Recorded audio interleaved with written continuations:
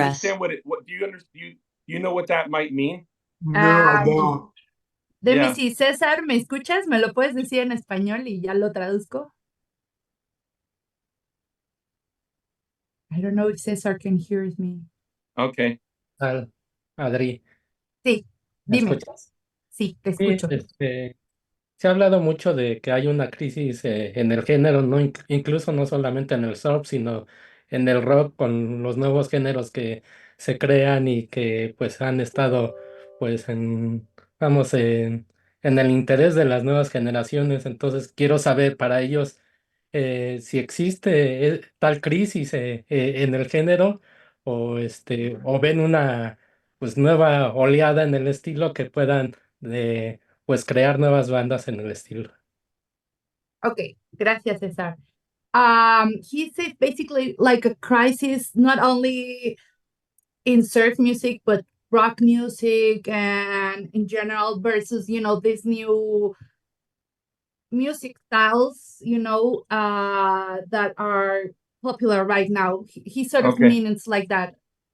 Oh, I think I know what he means. Mhm. Like I think I know what he means. Me too. What I'll give you my answer real quick. I think basically like we never try to compete with modern music that's happening right now. I our the music we play is underground music, you know. So it's always been that way. You know, there's no it's we don't expect our music anyway to be played on a mainstream radio station next to Taylor Swift or something, you know, like that's not something, it's not a realistic comparison. So we've never really worried about current trends. That's my take on it, you know. I've always perceived that surf music as it is now is outsider music, and really our peers are punk rock bands and rockabilly bands and people who it's really just about playing club shows and putting out records and uh, if you can introduce a younger person to that music and they kind of latch onto it, that's great. But I will also say I feel like there's a little bit more instrumental surf music happening right now than it has been happening in a long time. Like all of a sudden there are these big festivals with 15 bands playing that are all doing music of that nature. So I I understand that rock music may not be the dominant form anymore as far as airplay and dollars, but I think there's still a lot of people driven to make guitar music, you know, to break Yeah. it to even its more basic. Um, Yeah. and I feel, you know, just based on the metric of when we used to play shows in 1998 and now, uh, maybe we don't play as much, but the shows that we play are much better attended and much more raucous. You know, I think people are super, super into it. So um, maybe it's just by playing these bigger shows where somebody who hadn't heard of instrumental surf music, if they get exposed to it, that's probably the way we can do that. It's never been about airplay.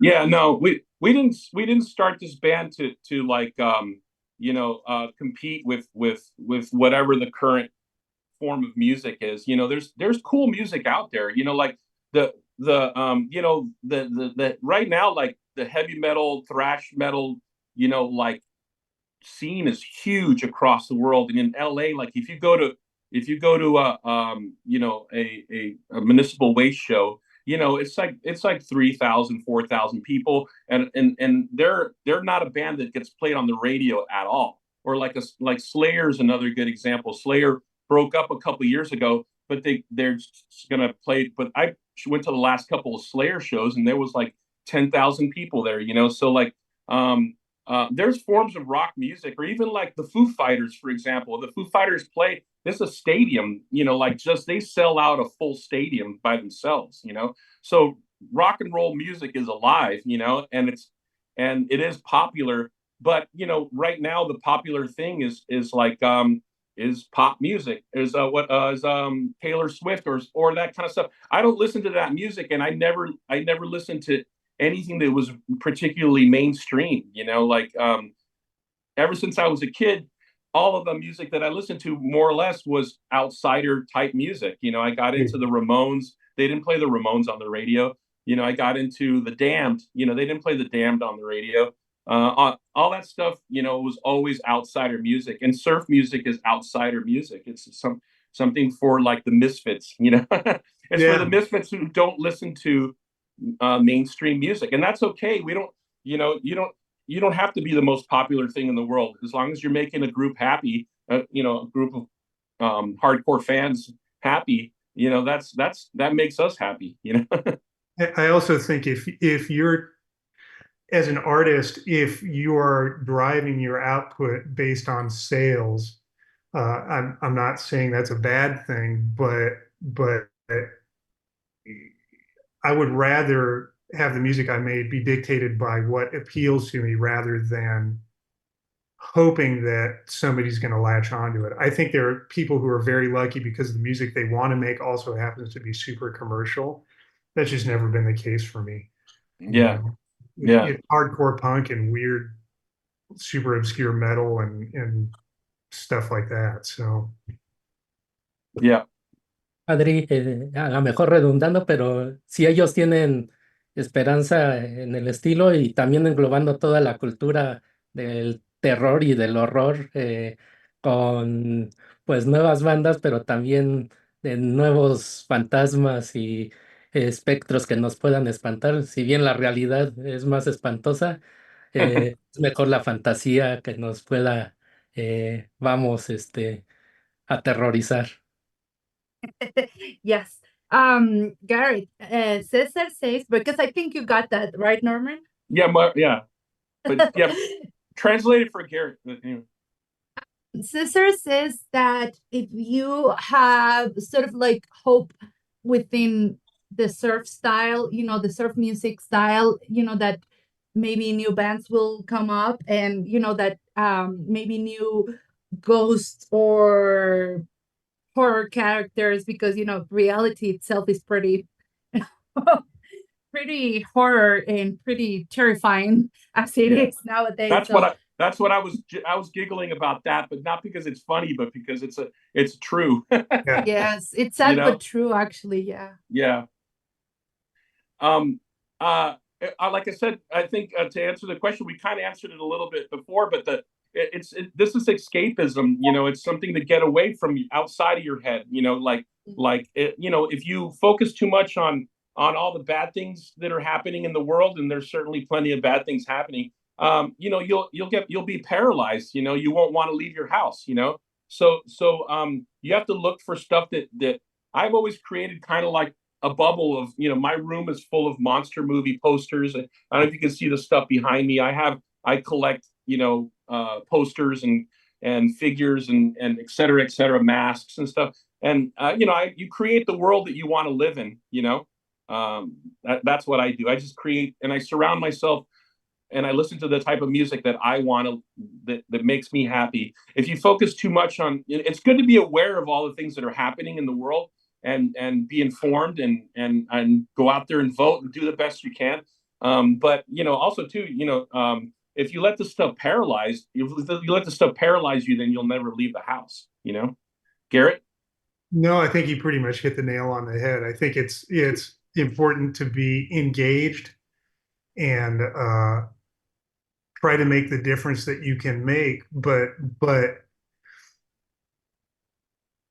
I mean, you break it down into the things that I've done for a living. They're all about creating a fantasy world that somebody can occupy for a couple of hours to maybe educate them, maybe expose them to something that hadn't occurred to them. But many times it's just about shutting the outside world out for a couple of hours, and getting some relief from it, and Yeah. and in the best times, maybe not only getting relief but getting inspiration from the thing that you've listened to or the thing that you've seen. Yeah. Thank you, Garrett. Thank you, Norman. Gracias, Cesar. Gracias. Now I'm Thanks, moving Cesar. on with Samuel from Los Festivales. Samuel, ¿me escuchas? Sí, Adri, muchas gracias. Hi, guys. Hi. Hello. How you doing? It's an honor being here with you. And my first question is for Norman. I would like to know how much your Latino background or having immigrant relatives influenced your songwriting or your compositions. Definitely. I grew up around music. You know, my mom had music playing in the house all the time, and it was Spanish music. It was a lot of it was specifically Cuban music because um, Cuba has a long history of great musicians. You know, Tito Puente, Celia Cruz. The list goes on and on and on. You know, and Wes Prado. yeah, Oh, Press Prado is a very popular. There's a million of them. Benny Moré is one of the pioneers of Cuban music, and I'd listen to all that stuff. It was played constantly in my house. My mom was one of those people that if a song starts playing, she knows the lyrics to every Spanish song. You know, including from other countries too. The like popular songs that were from Mexico that played in Cuba. She knows. Los Panchos, I believe, are from Mexico, and that played in my house all the time, and it's completely part of the thread of my life. You know, like is Latin music. You know, and then my dad, played percussion. I have photos of him in Cuba playing, and this is in the 50s, like way before the time of communism and all that stuff. This is in the early 50s. But they would have these outdoor carnivals, and there's my dad, with like shirtless, like like a native Indian American, or native Indian Cuban, and playing the bongos and stuff, so that was a really strong part of my world, and like those melodies are just they're burned into my brain, and surf music has those melodies in them that Malagueña is a good example of that song was written by Ernesto Lecuona, and was a Cuban, and he was probably one of the most important composers of Cuba. And then that song was recorded by dozens and dozens of surf bands, the Trashmen and everything did Malagueña, and so that's definitely a part of the surf music world is a kind of a Spanish and Latin American influence, excellent. And my second question is, and I would like to know what other musical style you would have liked to perform if the surf music had not come into your lives. Maybe I got an salsa, maybe answer. Cuban salsa. Yeah, I mean, man, the drumming in salsa music is insane. But Garrett, do you want to answer that one, and I'll I, I would have been in a hardcore band. There's almost no question about it. Hey, Hardcore punk. Yeah. perfect. I actually was in a band before the Ghastly ones. I was in kind of like, I guess you can call it a thrash, maybe punk influenced metal band. We were called 13 Ghosts, and so it was also just a bunch of effects guys. There's this guy Wayne Toth, this guy Eddie Yang, and we were working together at a shop, like around 1990. This is way before the Ghastly ones, and we were all, a lot of times people who do art also, who do paint or sculpt also sometimes play music. And so these guys knew how to play guitar, and I knew how to play drums. So we got together and we started doing covers of like the Misfits and like Metallica and stuff like that. And we played very little. We only played like a couple of shows, and we ended up recording some music for a horror movie. But had I not met Garrett, and I probably would have been in some kind of a thrash or punk type band, and that's what I did before, you know. And even when we met, the conversation was, let's play surf music like, but real fast, like if Slayer was doing surf Yeah, music. yeah, exactly. Yeah, it was definitely our I don't feel like our music is traditional surf music for whatever that means, you know. We're not trying to sound like the Astronauts or Dick Dale, you know. Like our music was always heavily tinged by punk rock and you know thrash or you know aggressive fast music, you know. It was we never set out to be just like slavishly follow and sound like because if you sound like another band, if you're like, I want to sound just like the Astronauts or I want to sound just like Dick Dale, well, there's already a Dick Dale and there's already the Astronauts. So why would you want to just recreate the same exact thing, you know? So at least my approach, you know, was let's sound like the Ghastly ones, you know, like let's sound like what. Let's not even really try to sound like anything. Let's just be ourselves, and it'll come through in the music, you know. And I think probably why we've had longevity is because of that reason. You know, we you know it doesn't we don't really sound like a you know like a vintage band necessarily. We're just doing our own thing, you know. I think even if we tried to, we couldn't. So Yeah, exactly. I you know it just comes out the way it comes out. yeah, exactly. It's you're wired like Garrett, you know, like you know, learn how to play guitar, you know, but you know, listen to Johnny Ramone and Angus Young, you know. So like it's like he plays very aggressive, you know, and there you can't erase that out of your playing, you know. And then I hit really hard and like because I love Dave Lombardo from Slayer, you know, and I can't say I can play like him because that guy's is a drumming god, you know. But at least the aggressive nature of it is something that's like also ingrained that you can't like erase from your brain. Perfect, guys, and thanks for the answers. We will see you at Wild Fest. Awesome, thank you. Thanks for Thank the you so question. much.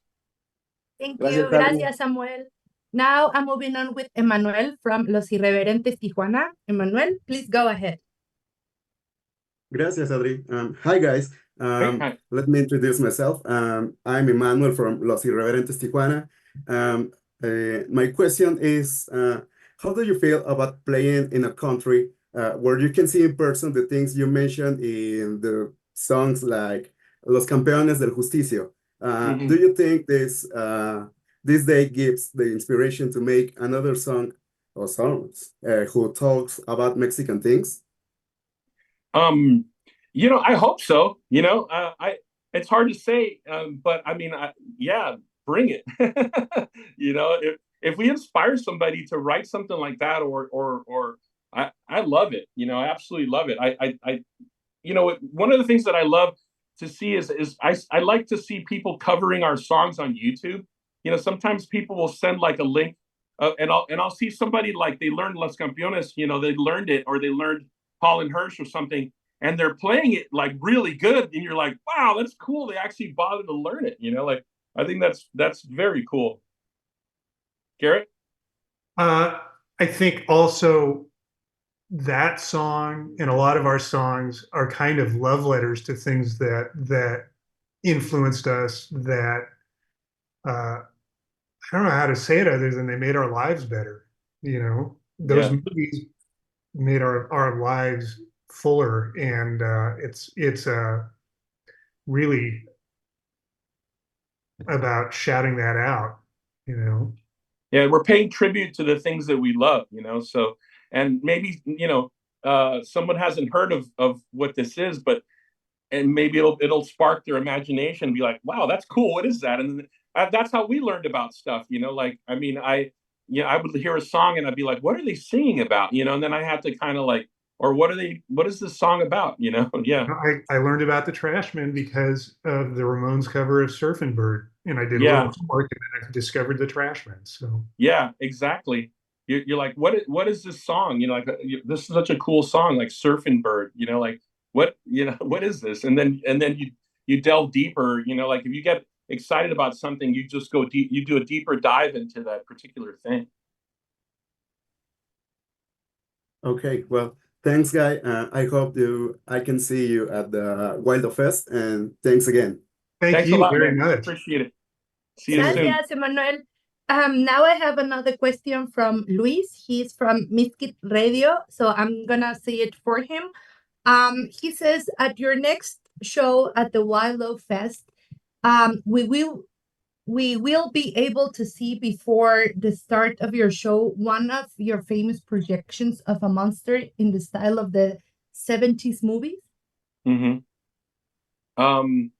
I say that question again. I don't think I understood it.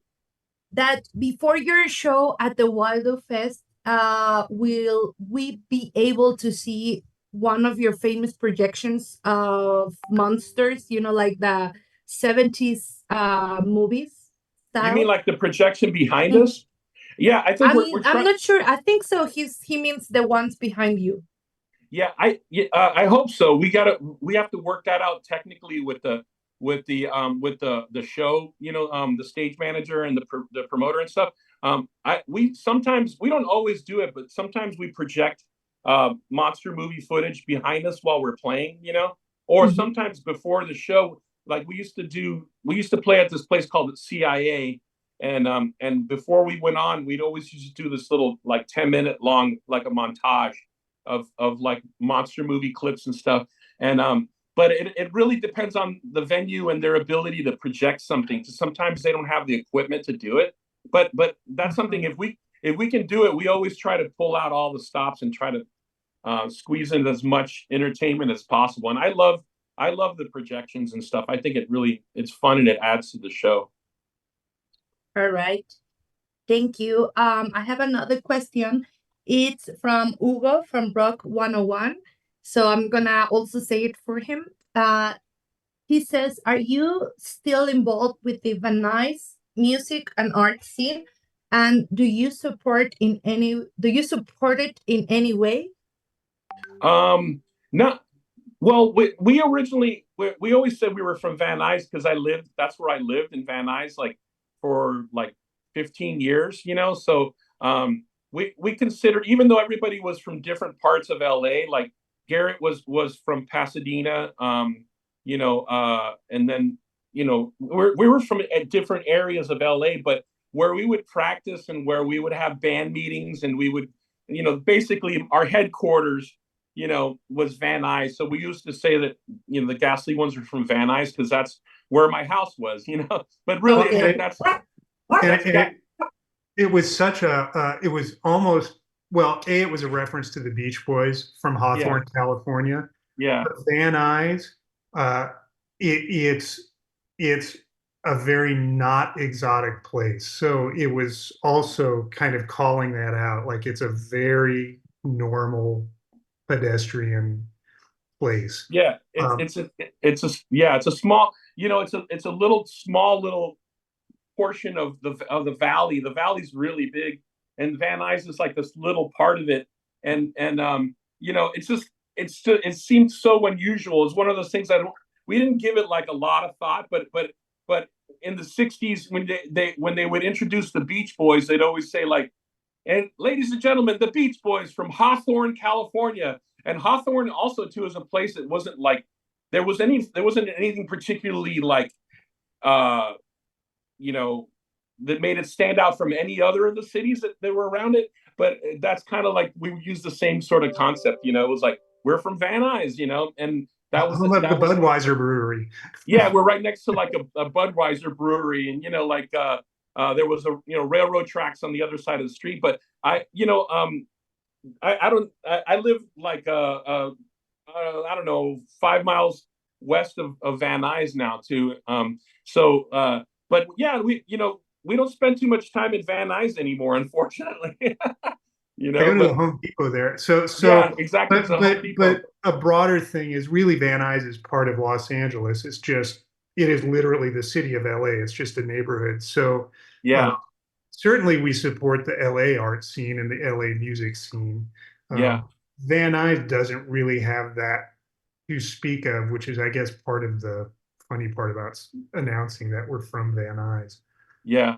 It was kind of there was a downtown, little area and stuff, but but there wasn't much to do in Van Nuys. It was kind of a, like you said, there was a hardware stores and little furniture stores and things. But it's just it was more of like a kind of an inside little thing between the band, So, but we love. Actually, there's a place called Red Zone. It's a punk rock store that's right on Van Nuys Boulevard there. So if you're in Van Nuys, go to Red Zone. They're just I go to that store all the time.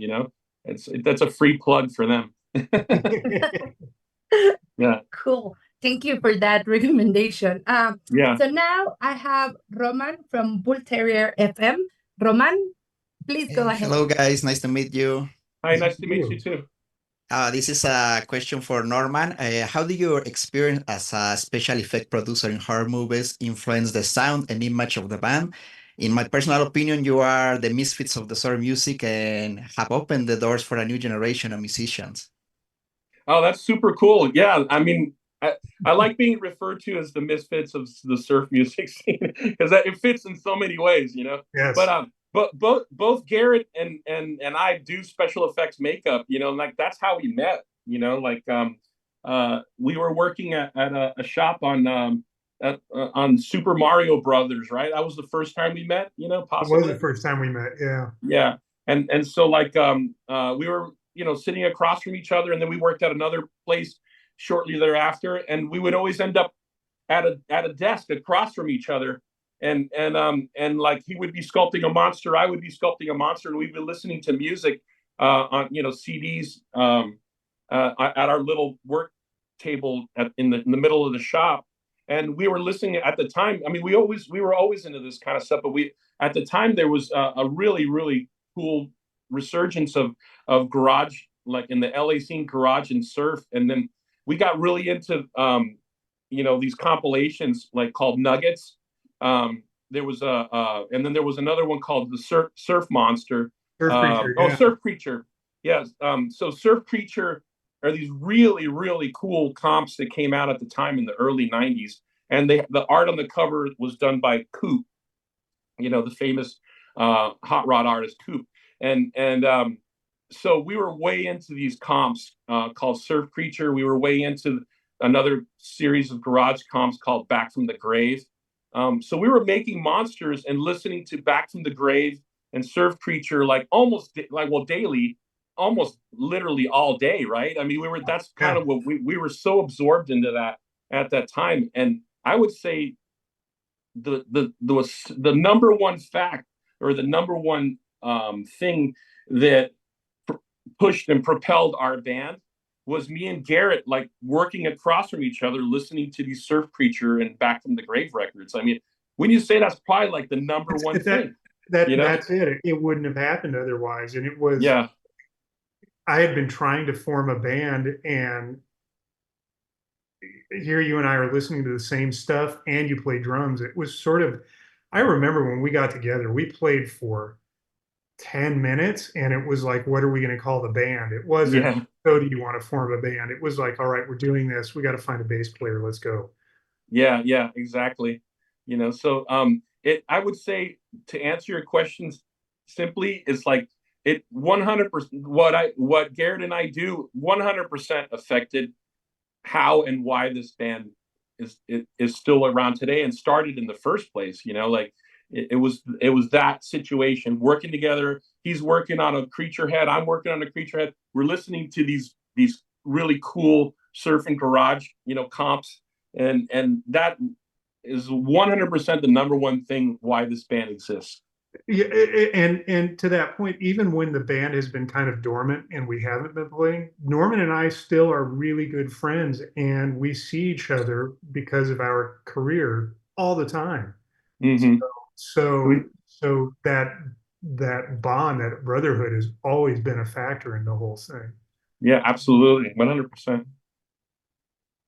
Great. Thank you, guys. And yeah, I can't wait to see you here. Thanks for coming back. It's a dream come true, to be honest. Oh, thank Fantastic. You. We're really excited, man.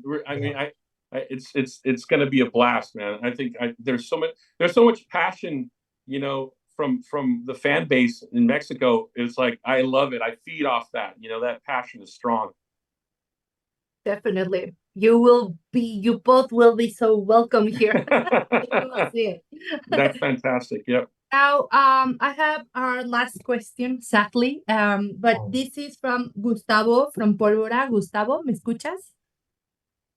Hola, sí, gracias. Go ahead, Hi, Gustavo. guys. Hola, Gustavo. Hola. So I would like to ask you guys how you guys do to express horror and terror in your music without saying a single word. I mean, the surf in general is instrumental and it's complemented by visuals or videos or costumes, but I listen to your music and it's exactly like being in a horror movie. So how do you do that just with your instruments? That's great. I'm very Yeah, happy to great hear that. question. Actually, Yeah. Garrett, you want to like elaborate on that? Well, it's funny because we have so many influences from all these movies that we grew up with, that we saw on TV, that we actively sought out.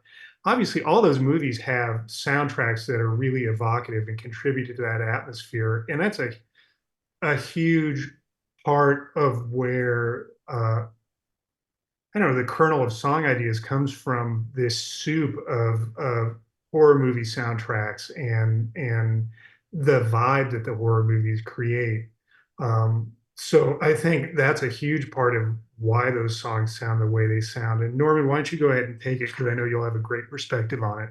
Yeah. I think you can do a lot with that. It's sort of like what Garrett just said. It's like a soundtracks for horror films have an eerie feel, and if you adapt those melodies, you're going to have something that sounds spooky. But I'm going to say another thing is that both Garrett and I are really into Black Sabbath too. Yes.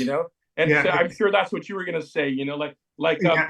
Tony Iommi's riffs they're so like sinister and creepy and evil sounding. He came up with these half step moves and stuff on his guitar. It's like all roads lead back to Tony Iommi. Like it's like that stuff. Even it's a different style of music, but without a doubt, that stuff played a part. In our interest in music originally, and it's certainly found its way into the Ghastly ones. Like it's like a sinister kind of sound, created purely with a guitar, because the lyrics for Black Sabbath are also sinister and evil sounding. But the music is the bed of the whole thing. When Yes. when those riffs come on, you're like, wow, man, I got goosebumps just from listening to those riffs. So I think there's without a doubt that worked its way into our music. It totally did, to the point where we would play Black Sabbath songs at practice, even though it had nothing to do with the kind of music we were making. Yeah. We just love it so much. So Yeah, we would do like we would just have these jams, where we're doing our set, we're practicing our originals and our covers or whatever we're doing. But then Garrett, since Garrett has all these influence, he would just start playing a riff to a Black Sabbath song, and I can we'd follow along. We'd start just jamming an instrumental version of that, and like I said, it weaved its way into the fabric of our music for sure. Excellent. Thank you guys for your time. Thank you very much. Good question. Thank you, Gustavo. Guys, so we can wrap this up. Any other thing that you would like to say to us, before the festival? No, we're just very, very excited. I can't wait. Estamos muy embullados ir a México y estamos encantados. We can't wait. Thank you, Garrett. Thank you, Norman, for your time and for being here with us today. And we are really looking forward to see you in August. Thank you so much. We'll see you there. Thank you. Have a good one. You too. Great interview. Thank you so much. Yeah, thank you. It was a pleasure. Thank Okay. you. Bye-bye. Bye. Bye. Bye-bye.